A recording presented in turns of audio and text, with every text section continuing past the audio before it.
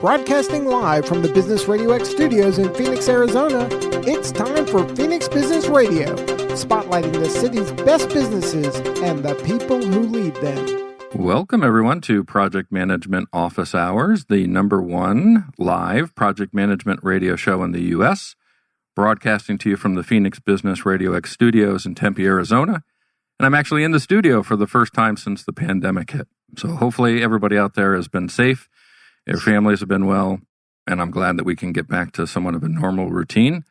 I'm your host, PMO Joe Puzz, and for the next hour, we're going to be talking project management and the PMP with our distinguished guests. Also want to, of course, thank our sponsor, the PMO Squad, which is home of the Purpose-Driven PMO. Visit www.thepmosquad.com to learn how the squad can support your project management team with veteran PM resources, project management training, and of course, PMO builds and recovery. And a reminder for everyone to visit projectmanagementofficehours.com to see upcoming information on upcoming episodes, listen to all of our previous episodes, and also see what amazing guests we have coming up. And speaking of guests, super excited to have with me today Lee Lambert and Sierra Hampton-Simmons. Welcome, both of you. Glad to be here, Joe.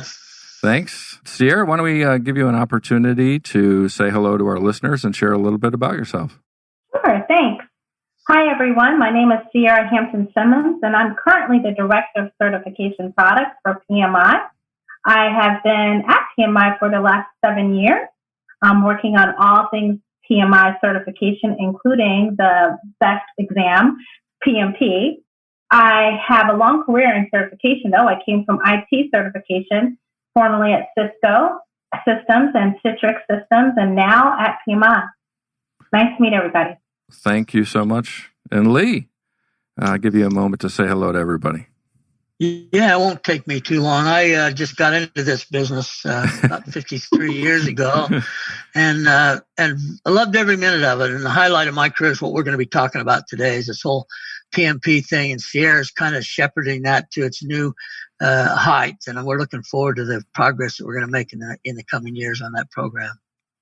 Well, thank you both for joining us. And Lee, I believe you're coming from Columbus, Ohio. You're joining us. Is that correct? That's correct. Yep. And as I'm a University of Michigan Go Blue fan, so please go easy on me. I know the Buckeyes have been beating up the Wolverines the past few years, so please take it easy on me. If I'd have known that, I probably wouldn't be here today. So. Well, good thing we kept that under wraps then. So let's, today's the PMP, right? How amazing a show is this going to be? We've got Lee, obviously one of the founders of the PMP, all the way to Sierra now, who's responsible for that at PMI. So let's take a journey, right? Let's go back to the beginning. Lee, share with us how it all started, right? Where did the PMP come from, and how were you involved? I'll give you what I recall. As I get older, sometimes that changes, but I'll try to do my best.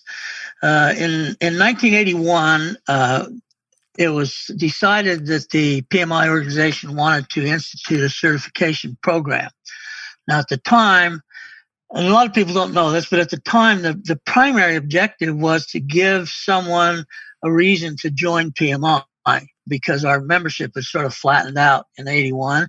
And so they wanted to get something that would bring people into the organization. And they did some talking around to some of the other engineering organizations where the certifications expanded their membership. So that was a tack. Now, it took 3 years to get to where we could actually execute that. Quite a committee. There was a guy named Dean Martin that was a professor at Western Carolina University who was chosen to sort of head that program up.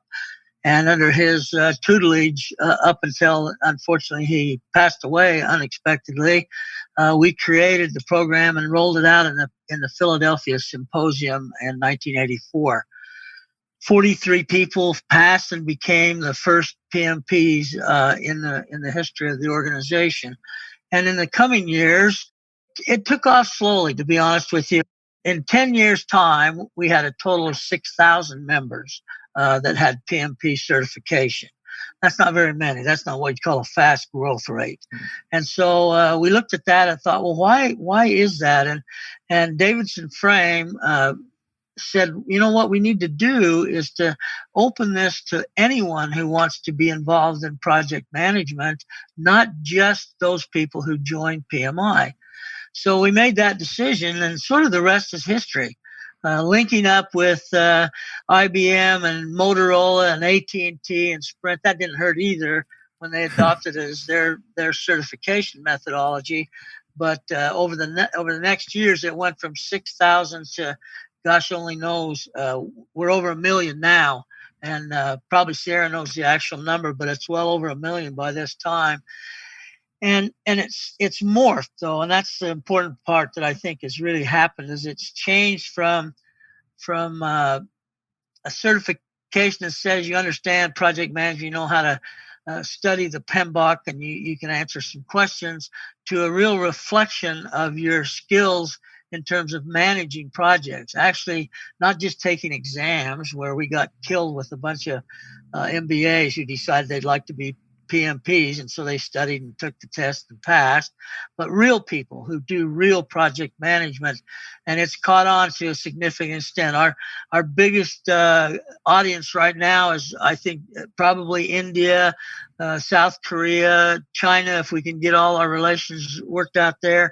So it's worldwide, it's international, and I can't say there's anything I could be more proud of to say that I took part in the start of that. Yeah, what an amazing piece of history, right? Sierra, what is the count? Where are we at today? To give you an exact number, I would be telling you a myth because it changes overnight. But let's say he was right when he said it's well over 1 million. I think it's like nearing 1.1 right now, million people worldwide, and growing every day. Yeah, yeah. I make it a point because I'm a LinkedIn freak. I make it a point to congratulate everybody as they post their achievement with the PMP. And I'll tell you, I mean, some days that's all I get to do is give congratulations to PMP people. They're coming in big numbers, so their attention is definitely there. Well, so this is back in '84, right? Yep. And so that's about 36 years ago, of course. The business world has changed since then, right? Does the PMP try to align with the change environment that we see in the business world? Is that why it's altered from what it used to be? Absolutely. So we have been doing studies every 3 to 5 years about that time. We look at how the market's changing, the job market, and we interview not only stakeholders who are in the profession, but we also talk to organizations that they work for to understand what types of projects they're doing, what methodologies they're using, the whole nine. And the whole point of that is to make sure that we're staying true to the profession. We don't want to just talk about academic practices. We want to talk about real world practices on the job that people can find universal truth to. It's something that, to Lee's point, that's done in China, Korea, North America, Europe. They have to have that kind of commonality through the research that we do. We make sure that we're finding things that's common among all those geos and industries. The other thing that I think's happened with PMI, and I don't know if this is considered just when Sunil joined as the new CEO, but we've embraced this idea of a project economy. So it's bigger than a project. And Paul Dinsmore, who's a PMI fellow who lives in Rio, he wrote a book in the 80s that was called Managing Organizations by Project. And unfortunately, he was way ahead of his time. The world wasn't ready for that, because basically what he and I have always agreed on is everything's a project. And if you're going to have a corporation that works on an integrated basis, project management is key. We saw what Gerstner did with IBM when he turned it around using project management as the thread that held the organization together. So I think we're starting to see the evolution to where people are realizing, hey, this is bigger than just a project. You know, there's obviously lots of chatter, pro and con, that you get on social media platforms about anything, and the PMP is no exception. Lee, you had alluded to it a little bit earlier about anybody can study and pass the PMP, and that doesn't make you a project manager, right? Why the designation of PMP, right? Project Management Professional. Why'd you come up with that? Why is that the title and not a PPM, for instance? Do you want me to take a shot at that, Sierra? Yes, please. Okay, because it was my idea. We were. You should take it then, Lee. Yeah, we were in meetings in Western Colorado, in the hills of North Carolina, and one of the things we met with, and this was a couple of presidents and some other folks that had been actively involved, was what are we going to call this thing? And the bulk of the committee wanted to call it Professional Project Manager, PPM. Okay. I looked at it in a different way. I said, there's going to be a lot of people in the world of project management that may never be the project manager because it's a team concept. Everybody on the team ought to understand the concepts, understand how project management works. So I suggested maybe we broaden it to say it's a project management professional, indicating you know the business, you know the terminology. You may never be the project manager, but you're still, quote, qualified. Okay. So, and that went well for a long time. And then as we entered the international marketplace, the certifications have a little different meaning over there. And so they thought it meant that you were a seasoned veteran project manager, that you had run big projects effectively. And so they began to say, now, wait a minute, I just met a guy that had his PMP that, couldn't manage his way out of a paper bag. Well, that's not what he does. He provides financial support. He provides quality support. But they didn't see it that way. So we see a lot of the pressure. Most of the negativity comes from misunderstanding what the intent was. But I think because we've stiffened up the qualifications to take the exam, back in the early days, I was the certification qualification committee. I reviewed every single application, and it wasn't that hard. I mean, you look for a pulse. And my view was always if you can qualify to sit for the exam will screen out those that really aren't qualified. And that's always been my position. But PMI's, I think, up the ante a little bit by making it substantially more difficult to qualify to take that exam. You really do have to show proof of managing tasks or activities for periods of time, 4,500 hours. And so I think somehow we'll start to screen that off. But you still have some people, to be honest with you, I think they're jealous because it's been so successful. And I think they're going like, why in the heck didn't I think of that? In an email earlier today, Lee, you had shared me that you just are about to renew your certification here because you've got your PDUs in. And I'm wondering, those original 43 members who passed that PMP originally, shouldn't they be like grandfathered in for life? You're just an automatic member. No need to recertify, right? You're in. It's like the Amex Black Card, right? You've got whatever you want. Well, there's a story that goes with that. I'll tell you, all of us on the committee shared your opinion. We felt like we should be grandfathered in. But unfortunately, PMI said, no, that's not the way it's going to work. You have to pass the exam, same as everyone else. And, oh, by the way, we're going to exclude you from taking the exam for 10 years. 10 years. And so people were going like, 10 years, I got to wait. So we waited our 10 years. On the day of the 10th year passed, I got a little email. I guess it might have been a letter back then that said, you can take the test now. Now, you want to talk about pressure? You want to talk about you pressure? better pass it, Lee. Yeah, that's exactly right. You better pass that darn thing. So I studied like crazy and passed it with a group of AT&T people in Altamont Springs. But it wasn't. It was back when it was the 8 body of knowledge areas. Paper test took all day. I finished the whole exam in 3 hours. Passed, got 100%. And so, well, I didn't really. We don't tell people what they actually get, but I tell people that. That's good. And so I every 3 years it rotates around. I get a letter saying you need to renew. And two cycles ago, I just ignored it. I ignored it. They sent me another one. Said, "You think we're kidding? You need to renew." And in fact, they said, you've passed the deadline. We're withdrawing your PMP. I called them up and I said, "Do you know who the heck you're talking to?" And And they said, yeah, we do. And your PMP's been suspended. So I had to get the PDUs and get back online. They don't treat anybody with any favoritism, I guarantee you. Yeah. At least you get to get yours. Since I've been working at PMI, I didn't get my PMP before, and I was like, oh, maybe I'll go for it. The rules have changed in such a way that I can never be eligible because I've been exposed to all the questions and how they work. So at least you get to have it. You get to have it. That makes sense. You probably would get 100%, wouldn't you? Yeah. I don't know. Power test. I don't know. So, Sierra, how has the PMP changed over the years, right? I mean, Lee gave us a little bit of a history lesson of how it started. And as the business environment changes, we're now in the project economy. What does the PMP look like now? That's a good question. I was showing up on the video. This is the only copy I could find a PMP test that's similar to the original one that was designed by Lee. This was from 1994.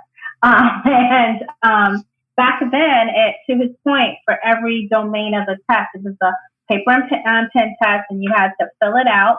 And it was 8 sections, and it was rather long from what I can tell because the timing that's put here for the test is quite intense in terms of taking all day. It seems like it was an 8-hour test. Oh, wow. There were 40 questions on each domain area. Right. Exactly. So that was the original test. When I look at the actual test questions, they look a lot like the test questions you'll see on the current PMP, which means from the very start, it had a quality writing to it. It was very well written. So that's one thing that I can see that's different. But other things that are different is, to point is this version of the test, while the questions are very well written, some of them are what we call the types of questions you can tell the person read the pen box. A lot of those kind of questions are here. Whereas in the new PMP, you'll see more scenarios where, we hope that you read the pen box, but in addition to that, you have to have a little bit of experience. It's nuanced in that way. Like if you've done the role of project management for your team, you will pick up on the answer a lot easier than if you hadn't. There's less computational ones, straight computational questions. But the new PMP now is on a computer mostly. I think the only reason where we deliver it on paper is in China still. But the rest of the world gets the test on a computer. We also have introduced different types of questions. So we have the scenarios. We also have digital ones where you can drag and drop things. You can do computational things. We also have new animations that are being introduced any day now. So when the new exam comes out, they'll see a lot more of that. And that's just responding to the way people have changed over the years, right? We all use computers now, and we're so accustomed to touching things and having them move. And that changes the way people think and how they process things. So we had to change the types of questions to really get the best kind of responses out of the candidates for the test. We find that they do better when we vary up the types of questions because in their life, they're dealing with digital stuff all the time. Another thing that I'm interested in, right, as you're talking through that, it made me think of we didn't have a CAPM back in '84, right, Lee? And we didn't. Right. There wasn't the program management certification, the Agile certifications. So it was a one-size-fits-all back there for any certification that you wanted for project management. It was the only one that existed for an awfully long time. I think the next one to come online was RISC, perhaps. I don't remember exactly. But then, of course, they've kind of grow because you see this specialization becomes a big issue. And so the idea that I can get specialized in scheduling or RISC or Agile, that's very important if that's the environment that you work in on a regular basis. So I think it's a very wise move to do that. Yep. Yeah, but with the CAPM, a lot of the stuff, some of the questions about the book and what have you, have gone in that direction. And it's really, truly helping those people who maybe have never, ever worked on a project team. You know, they know about projects, but they haven't worked on a project team, and they know projects are important to their business. So they want to demonstrate, hey, pick me when you need to create your next project team. Give me an opportunity. Let me put my foot in the door. And so that's a different type of test. Lee, you had mentioned specialization. A question for you, Sierra, would be veterans and project management is very near and dear to my heart. I'm co-founder of a 501c3 nonprofit called VPMMA, the Veteran Project Manager Mentoring Alliance, where we help veterans and spouses in their project management careers. And I had a question come into me earlier today on LinkedIn asking about that, of how, the language and the culture within the military of project management is different than corporate America. So the language on the test is a little more challenging for a veteran because they don't speak that language. What's out there for veterans and military spouses to be able to get some assistance, not to make the test easier for them, right, but to help them prepare for it properly? Yeah, I'm really happy to talk about that. Last year, we launched a program with our partner, Pearson VUE, that's targeted towards those men and women who are either active duty in the military or veterans. And it's really geared towards helping them find a career in the civilian world that really maps to the things that they've done in the military. So we've created micro websites, which actually helps them translate the language that they use in service to the language that you would use in corporate settings. And that is one thing we're doing. And we're also showing them how they can use their military benefits to help pay for the certification. And last year, we actually started testing on base, as well as front lines, on submarines, at various embassies across the globe, for U.S. Federal employees and enlisted men and women and their dependents. So we do a lot to try to bridge that gap, and that campaign so far is doing really well. We've had, since we launched it, every quarter we're doing about 400 people who are participating in that program, which is really much more than we had been doing before with this audience, because we recognize that is indeed a need. We have to talk to them in a language they understand and demonstrate to them that, to your point, everything is a project. So if you've been leading a squadron, you've been doing a lot of things that project managers have to do. And how can we help you translate those skills into a very lucrative civilian career? Yeah, I think the good news on that is that the training they receive in the military is consistent with the ideas behind project management. And in fact, I'll tell you, because I'm so old, I saw it happen. A lot of the things that we do in project management, the tools and the concepts, are directly coming from the Department of Defense in the U.S. military environment. So the transition is more of a terminology and understanding the environment as it is the basic learning that they have to do. Yeah, Lee and I were chatting earlier about some of the talks we're doing for PMI chapters here during the pandemic. I've got one coming up here in the Phoenix chapter, and Lee's already talked to Phoenix, but mine's on empowering people to deliver results.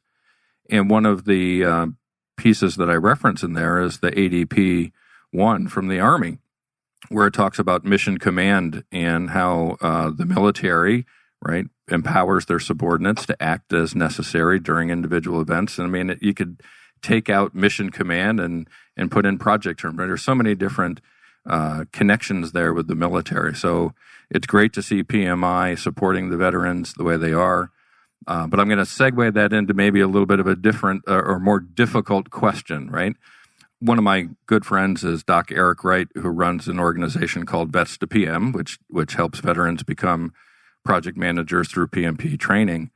And he's a registered education provider, right? So a lot of chatter out there that the REPs are getting impacted by some of the recent decisions that we've had on how to help prepare for the PMP. And I know as a representative for PMI, I want to give you a chance, Sierra, to be able to talk to them to get it straight from the person who's running these programs, why we made those changes and what's the benefit in it for them. Sure. So, yes, we did announce some changes to our training provider program. It was the registered education provider. I think the new name is the authorized training provider. But those changes that have been recommended were really about customers, about students and candidates for the test. While there are tremendously good REPs out there, there's tons of them, right? There are some who struggle to keep up with keeping the curriculum up to date. And then there are some who struggle because maybe they don't teach project management all the time, right? Maybe that's just one of 10 different things they teach, and they may not have a subject matter expertise. And as a result, sometimes we'll hear things from our candidates, from our customers, saying, hey, I went to the training and it didn't adequately prepare me, or, they made me think the exam was going to be way different than it was. And to them, that's all coming from PMI. So we made a decision to really help standardize that experience for our customers and also help out those people out there who are delivering training for us, because I know we'll talk about this probably a little bit as well. We've changed the exam significantly by introducing Agile and other things into it. And we realized that, especially for the smaller REPs, the burden of updating their training materials was going to be too much. And we didn't want to squeeze them out. We wanted to be able to support them while simultaneously assuring that our customers had quality content.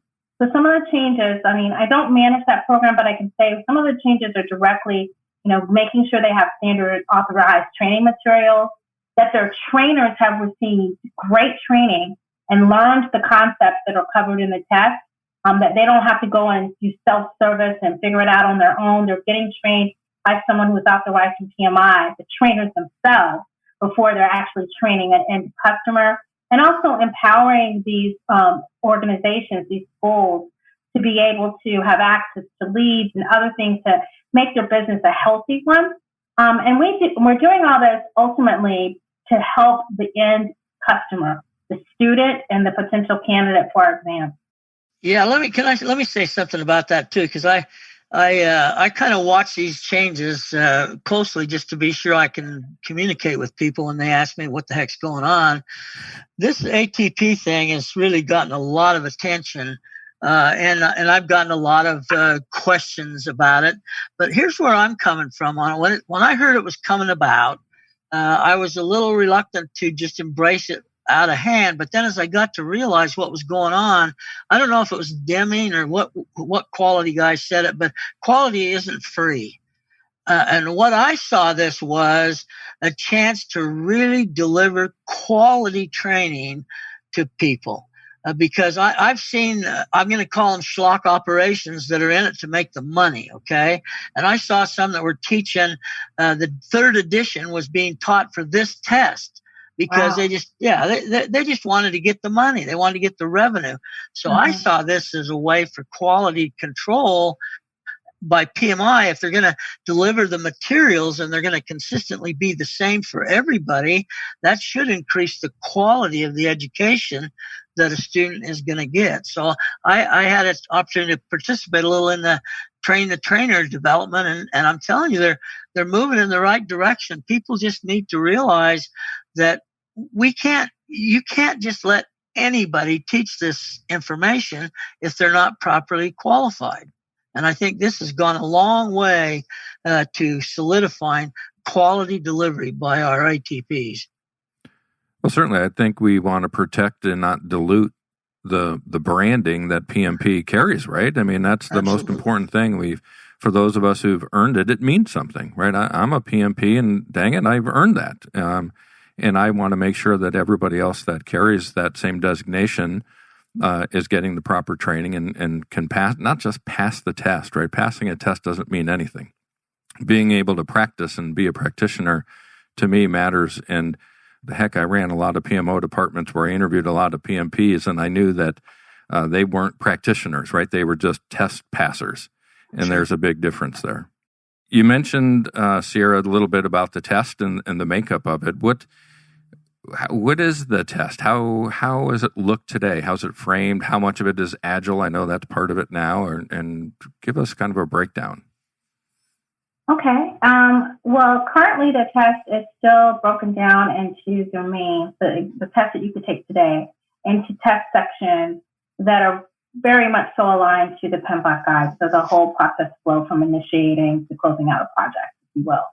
However, we started some research and redesigned the exam last year. And while we postponed it because of the pandemic, we will be releasing a new version of the PMP in January of 2021. And that version of the test is going to be structured quite differently from the PMBOK. First of all, where the exam is going from, I would say, 95% predictive project management and with 5% agile to 50% predictive, and the other 50% a combination of agile and hybrid methodologies. And that came out of a lot of research that we've been doing for years, actually. It wasn't some last minute research we did in 2018 or 2019. For years, we've been watching this trend where more and more practitioners, people who are actually practicing in the profession of project management and the organizations they were working for, were telling us, hey, yeah, we still do predictive. It's key. However, we have needs for agile and hybrid approaches. And when we do have those needs, it's important that the folks who are working on those projects are familiar enough that they can steer the ship in the right direction, if you will. So that's one major change. The other change that we made is, as I alluded to before, was the actual sections. So before, the domains or the sections of the test, as I said, were aligned to the process of project management, a predictive process, more or less. The redesign of the new exam is really dispersed upon 3 domains, and one is its people, like how do you deal with people in a project, essential. And that's one of the bigger sections of the test is 42%. And then there's the process section, which is where you would find the stuff you typically would have found in the PMP. So everything from predictive processes to agile methodologies and the mix, the hybrid blend. And then there is a new section called business environment.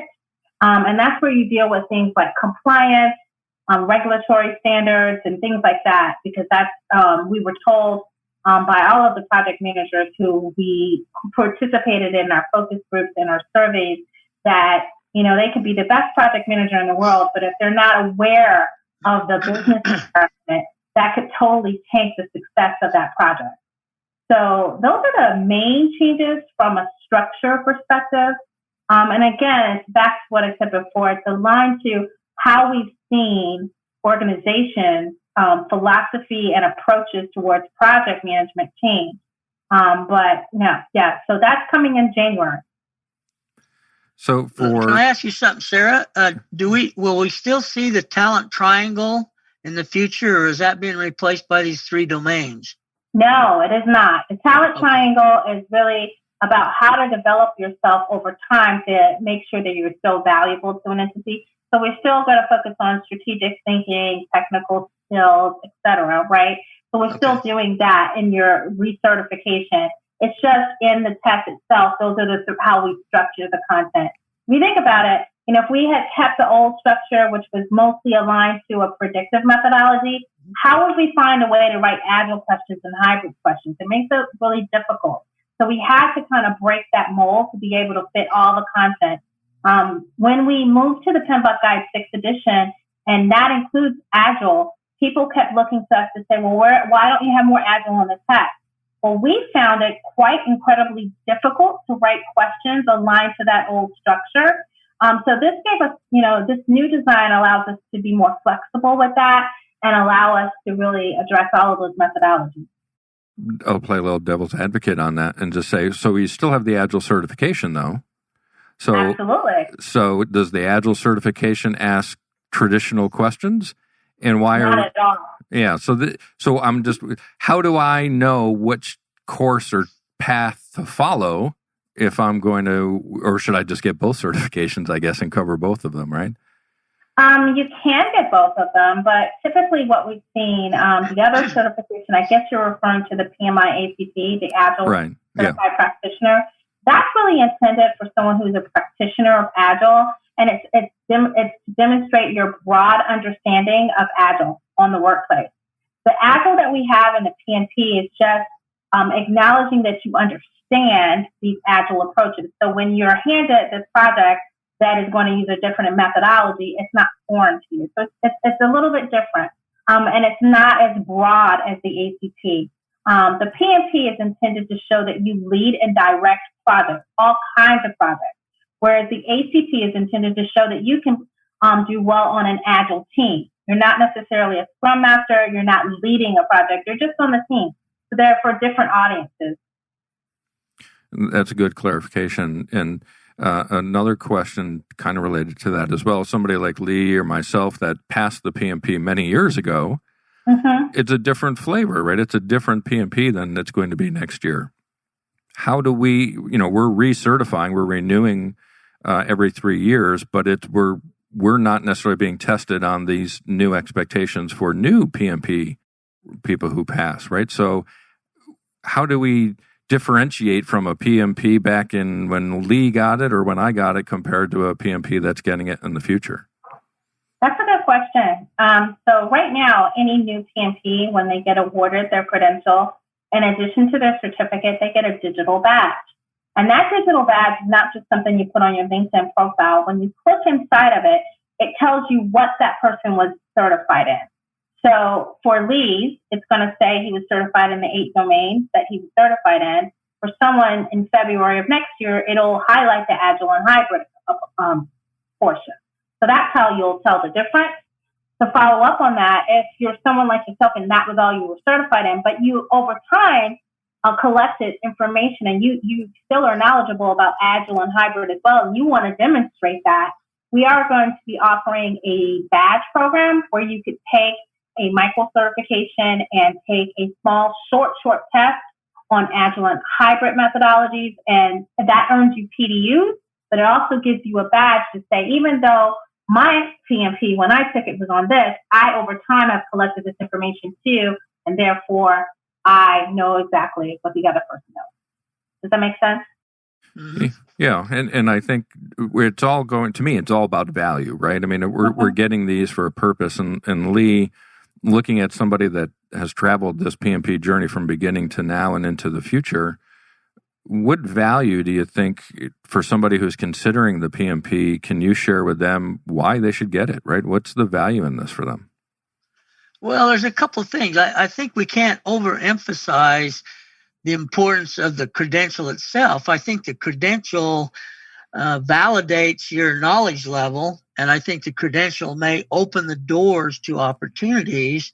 But beyond that, it's going to be individual performance that's going to make the difference of the value being delivered. So I think we've put sometimes too much emphasis on, hey, I got to get the PMP. Well, that's true, but I've known a lot of people with the PMP that they're not project managers. They haven't capitalized on it. They haven't taken it to the next level. So you got to look at what do you want to accomplish as an outcome of getting your certification, whichever category it's in. And then you've got to go to work with that. My daughter, the attorney, she went to Pepperdine University out in Malibu. It was a tough gig, but somebody nice had to campus, do it, huh? Said. Yeah, she said somebody had to. So when she graduated, I thought she'd come back to Ohio, but she said, no, I'm going to stay in California. And I said, what are you going to do? And she said, I'm going to get a job with a Big Five consulting company. And I said, you are? She said, yeah. I said, well, what do you have to offer? You've never worked a day in your life. She said, yeah, but I have my law degree from Pepperdine. I said, well, okay. So I called some of my friends down there and I arranged for her to go in and talk to them. And I warned her going in. I said, look, you'll have a nice interview, but you're not going to get a job out of this. Well, I didn't realize that I had taught her well on the people skills side. So she ended up getting a job. And when she did, I said, well, just remember, you're in the door. Now that law degree won't matter really that much. It'll depend on what you do with it. And I think ultimately at the end of the day, that's what we have to realize. The certificate is a door opener. It's a provider of an opportunity to capitalize on your knowledge. Yeah, I love that description. And again, having interviewed a lot of people, there's a very clear difference, and you can tell, right, very quickly within the interview who carries the certificate and who practices what the certificate means. Yeah, it doesn't take long. Yeah. Lee, I guess another question for you is, you started this way back in 84. So did you think back then about the future and what it might look like? And how does today compare to what you guys thought it might be? Yeah, that's a real good question. You won't believe the answer is I knew this thing was going to get big. I had a feeling. I talked to my friend Harold Kersner, who is the name in project management. I said, you want to be a part of this. You got to join the committee and get your name in front. This is going to be a big thing. And he said, this is what he said to me. Lee, he said, I don't need no stinking credentials to prove that I'm a good project manager. Okay. That's what he said. Yeah. And he's still not a PMP, but he's the name guy for IIL. He's built the reputation. So he's proof that you don't have to be certified to be successful. But I could see it coming. I could feel it. I could see the growth in project management was just on the cusp of breaking loose.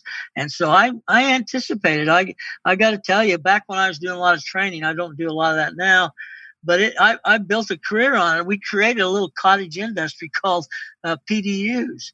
That morphed into some real opportunities for some people to not only stay active in the business of project management, but turn some revenue on the way. Yeah, we had Dr. Kersner on the show, I don't know, maybe a year and a half ago, and we had him paired with Belinda Goodrich, whose organization teaches PMP, right? So it was a good pairing of a PMP and a non-PMP. But the point for both of them really was around education and business value, right? And that's what Dr. Kersner talked about. Was he brought up his IBM stories and all of that. So great to hear you mention him as well. I bet he didn't mention my story, did he? He did not bring you up, Lee. I'll go back and re-listen to the episode, and I suggest everybody go back and listen to the episode. But I don't remember it coming up. We'll see. And today, just you mentioned IIL. I'll just throw it out there. They're having today is the launch of their Agile online conference, so everybody should go out there. Yep. If you're a veteran or military spouse, through the relationship they have with my organization, VP MMA, if you use special code during registration, VP MMA, your registration is free for that event. So thank you to IIL for providing that at no cost to our veterans. A little plug for IIL and their upcoming conference. I appreciate that. Sierra, what is the future, right?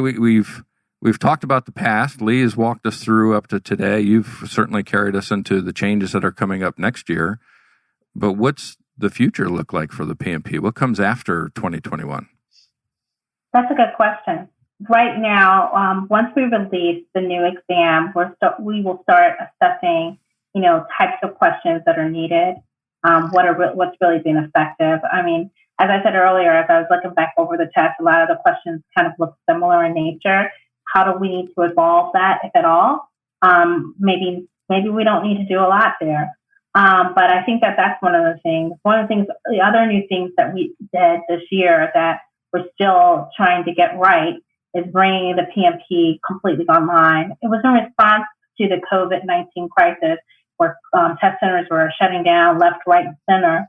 And we really had to respond to the demand. I thought it was tremendously interesting that even though the world seemed to be in utter chaos, I still had my phone ringing off the hook of people who wanted to take the PMP but couldn't because of the circumstances and the test center closing. So we took a step out there and we started delivering PMP online. But with that, we got to think about some different things, like how do you make this exam palatable for a 4-hour experience in your house, so 4.5 hours. I think about how this exam has evolved, and it was 8 hours at the very beginning, and now it's 4.5, but that's too long to be sitting in your house without breaks and things of that nature. So I think we're starting to look into that, and I don't know what that means. I don't know if it means we're going to break it into small pieces to make it palatable. I really hope the world gets back to normal and we can test in the test center, but I think it's wise for us to start thinking of what if this is the new normal and we have more things happening online. How do we create and design an experience that's really going to be manageable when you're at home on your own network, on your own device? And so that's something that my team is really tasked with. Some other improvements that are coming sooner than that, though. This month, you'll see a rollout of our new certification application, which is streamlined and newly designed with predictive text, and it's just easier to use. I'm pretty proud of it. and we're going to be doing some iterations there to allow people who get audited. At some point, we'll be allowing things like uploading of your documents as opposed to just mailing things in. Again, responding to the realities that we all live in now. It's very few of us who are still mailing things around. We prefer to email and scan and things of that nature. And so we'll be responding to that as well. But I think the biggest thing is really trying to make sure that we keep the test current. We'll be beginning some new research probably next year to see how the changes we put in the market are landing, like how people are responding to that. And so we're always and forever going to be looking at it and challenging ourselves to continuously improve the test wherever we can.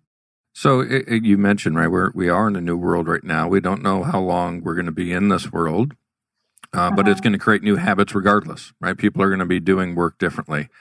So what's the best way to prepare, right, for the PMP going forward compared to how we used to do it? Well, I mean, there are some people who are still, loving face-to-face training. There's lots of value in that. And if your jurisdiction allows for that kind of training, great, hats off to you. I'm really encouraged by a lot of the stuff I'm seeing where there are traditional brick and mortar face-to-face training is now being delivered virtually using something like Zoom or something else. They still can train as many people as they want, and they're recreating or redesigning their exercises to make them appropriate over an internet connection. And I think there's a lot of value to that. But also as more people are like stretching into what they call the gig economy, where they don't have a traditional 9-to-5, and really when they're taking off to go to this training class, either sitting for hours at home in a virtual training class or traveling to a location and taking training, they're not getting paid because they're a gig economist, they're consultants or what have you. So I think there is still also a place for people, particularly in this time and age, to look at things like self-paced offering. And I think choice is clear. Like, you need to give people choices. They need to be able to have options so that they can obtain and reach their goals, like getting a PMP, within the parameters that they've set for themselves. They need the choices. And Lee, I guess same question right back to you, from not from the institution, but from a consulting organization that you run, but as well as just a practitioner out there. How do you suggest people prepare as well? Well, the thing that makes a difference is the word practitioner. I think we need to expose this process to as many people as possible so that they can adopt it and use it and grow into the PMP. The beauty of it is when we look at 1 million PMPs and people go, wow, that's a lot of PMPs. We've barely scratched the surface of that marketplace. We're just at the beginnings. And fortunately, the leadership of the organization is trying to position us to where we can be available to provide what those people need in the future. And I think I won't say who told me this, but I was told in a recent conversation that we could maybe have as many as 10 million PMPs in 5 years. I believe that if we position ourselves, if we make it easy for those people who are practitioners to be able to adapt to the PMP, PMI philosophy, I said we've barely scratched the surface. By the time I'm gone and dust, there'll probably be 20 million PMPs, and I'm anxious to see it. We have the leadership in the profession, not just in PMI, but in the profession that sees what the future is going to look like, and I think we're positioned to take advantage of that. One thing I don't know, maybe concern's the right word, maybe it's not, but I think back to 2008, 2009, when we had the last recession in the U.S., I found too many candidates interviewing with the PMP that really shouldn't have had their PMP, but they were out of work, right? So they used that time wisely, went and got certified. And I'm wondering if, Sierra, maybe it's too early to see any uptick in this or any numbers on this, but it's not just the U.S. Everybody in the world's being impacted by the pandemic. Do you think we're going to see an uptick and the number of people getting certified just because, heck, you got 40 million people in the U.S. that are unemployed. A bunch of them are going to go get training and try to figure out what certification they can go get. You know, the honest to goodness truth is, you know, PMP is pretty valuable when you go and look for a job. In this economy with people having, those of us who are fortunate to continue to work and work from home, one of the jobs and professions that seems to be surviving is project management, right? And so if I was trying to reinvent myself, potentially I would look at this. One of the things that we've tried to do, at least in the last 7 years since I've been there, is really look at the questions and make sure they reflect experience. Because there's always going to be that smart person who can study hard and go to a class and master stuff. But we try to balance the test content to show that if you didn't have experience, no matter how many times you read the pen box, you wouldn't get this question right. So we have a couple of those types of questions, not a couple, a good percentage of questions like that in the PMP. And that's really to guard us against having the wrong person there. But my philosophy is people need to be able to reinvent themselves. People need to be able to enter the profession.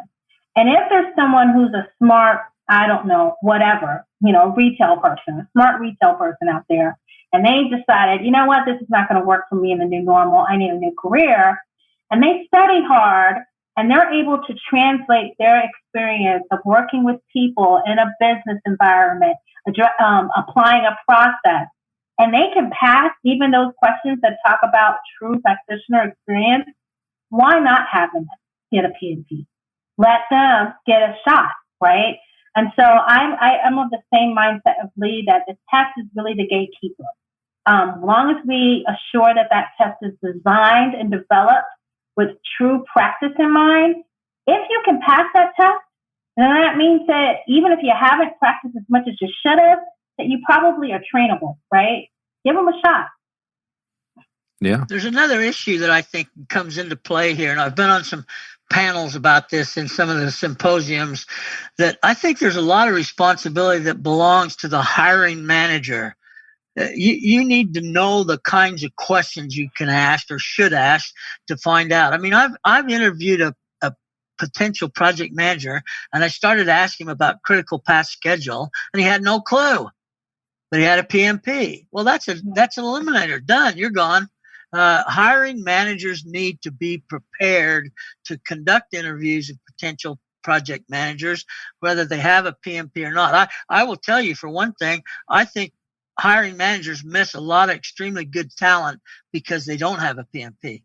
There's Sure. a lot of really good project managers out there that haven't yet had the opportunity to become PMP credentials. Does that eliminate them from the job market? I would hope not. Yeah, I agree with that. I mean, you mentioned Harold Kersner, right? A good example. But yeah, I've got people on my team right now that don't have PMP certification, and I'm glad they're on my team, right? I mean, they're completely capable. You know, we're running short on time. We're getting close to the end, but I want to get one more question in before we sign off. You know, there's Prince 2 and other organizations out there in the world that provide an alternative to the PMI approach with PMP. Is, you know, kind of the thought process out there that the competition is good? It keeps us healthy and on our toes, or are we trying to squash the competition, right? What's the thought there? Is that question for me? Whoever wants to answer it. I'm not touching it. Yeah. I think, you know, I believe in a competitive marketplace, right? It really inspires innovation, and it makes us really focus in on providing something that is of value and beneficial to the markets we serve. So I think having competition is not a bad thing, but I like to think that the PMP stands above and beyond those because, again, we're really tailored to experience and practitioners. I look at Prince 1 and Prince 2, I'm sorry, Prince 2, and I see them as more of a beginner's test, more of a CAPM, and I think people who have the credential might argue with me about that, but just based on my exposure to what and what's entailed. But I think, again, like having competition is not a bad thing. It allows people to choose the product that's right for them, that's going to meet their needs, choosing the PMP means you choose a global standard. You choose something that makes sure that your job skills and the competencies we're testing you on are universal, translatable to other industries, other geographies, and just applicable across the world. And so that's always going to give us like a one-up in that regard. But I'm not scared of competition. So no need to squash them. It makes it fun. I love it. First of all, I want to thank both of you. I mean, for me, super informative to hear the stories, Lee, of how this all started, and Sierra, to get where we're going and where we're at today. I'm sure our listeners really benefited from this as well. It's nice to step back a little bit and reflect on what we're all doing and what the PMP means to the industry. So thank you both for your time today. How can people get in touch with you after the show if they want to follow up, or do you have any upcoming engagements that you need to share with the audience? Sierra, we'll start with you. Well, if you'd like, you can find me on LinkedIn. That's probably the best place to find me. Sierra Hampton Simmons, I'm there. You can also write to me directly at PMI, which is sierra.hamptonsimmons@pmi.org. I don't have any engagements because the world's kind of locked down right now, but maybe soon. Awesome. Thank you so much for joining us, Sierra. I appreciate it. And Lee, same for you. Yeah, I've changed my business model to basically doing webinars now. I can reach out and touch massive numbers of people without ever leaving home. And the feedback I've gotten says it's appreciated. It's something that people find useful. So I'm doing, right now, I'm on a gig to do about 50 international PMI chapters in the next month. I've done 10 already this month, and about 2,000 attendees. And I leave it open. They've got my LinkedIn connection, follow up with questions. I'm kind of here for the profession. I'm driving my wife crazy because that's all I do anymore. And so she's getting a little bit upset with it. But, after 53 years, she'll get over it. Well, thank you both for joining me. Right, again, this has been an honor for me I'm PMP certified. I'm a PMI member. I renew every 3 years. It's important to me. It's important to our industry. And I recall Jim Snyder had come out and talked to the Phoenix chapter a couple of years back and really gave a walk-through time with PMI as a whole. And that was such a great session that he led, to have that opportunity to do that with the PMP. Really appreciate that. So thank you, both of you.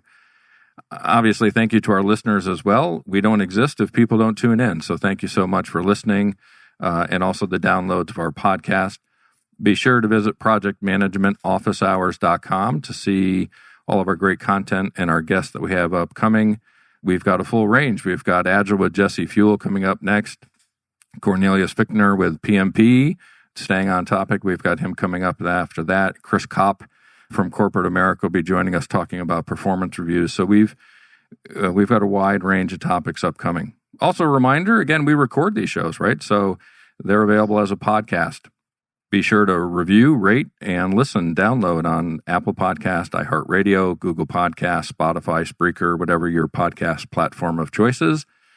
And, of course, thank you to our sponsors, the PMO Squad. Visit PMOsquad.com to learn more about the purpose-driven PMO and all of their project management services. So that's it for now. Office hours are closed. Until next time, I'm PMO Joe, and you've been listening to Project Management Office Hours.